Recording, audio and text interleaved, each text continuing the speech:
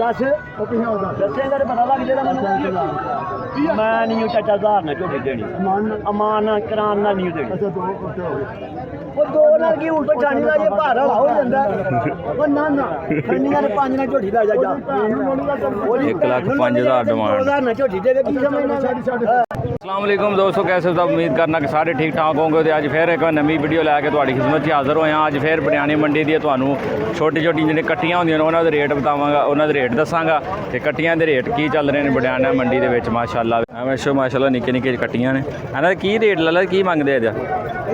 हाँ जी 43,000 ते परली दा 36,000 दोवें कट्टे ने, एक 43,000 ते एक 36,000 माशाअल्लाह। ते ओह किन्ने दा विकी ओह जेह्ड़ी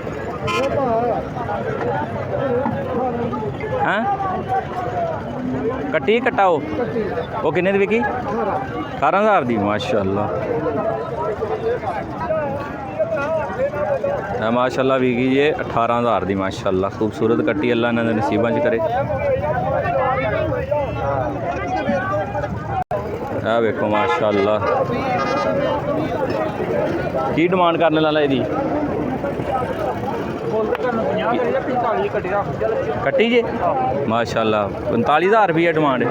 तो यदी 32,000 भी कट्टी जे। तो वह परली 55,000 वो भी कट्टी है माशाअल्लाह। तीन कट्टियां ने इन्होंने को 45,000 55,000 ते 18,000 रुपये की कीमत है माशाअल्लाह। खूबसूरत कट्टियां ने इन्होंने को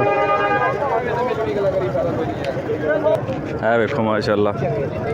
40,500 रुपये जो डिमांड ने लग ही पर दिते नहीं इन्होंने 40,500 रुपये। वेखो व्यापारी रात कह रहे 40,500 ले लो 45 ते अड़ गया दो माशाअल्लाह माशाअल्लाह। वेखो गाई ਇਹਦਾ रेट भी तुहानू दसने की रेट भाई की रेट मंगते हो? 1,70,000 1,70,000 किन्ने दिन हो गए सूई इन्होंने? पिछे की पिछे बच्ची माशाअल्लाह।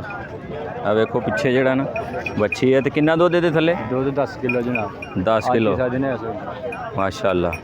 तो अज किन्ने दिन हो गए सूई? तीसरा डंग माशाअल्लाह। तो 1,70,000 डिमांड इस गां की माशाअल्लाह। पिछे बच्ची है तो तीसरा डंग हुई सूई नूं। देखो अपना राबता नंबर दस दिओ, फोन नंबर दस दिओ। फोन नंबर लिखो 0300 77 26 615 माशाअल्लाह 0300 77 26 615 भाई का नाम की है भाई अपना? वकार शफाक भाई इन्हों का नाम तुम रबता कर सकते हो माशाअल्लाह। देखो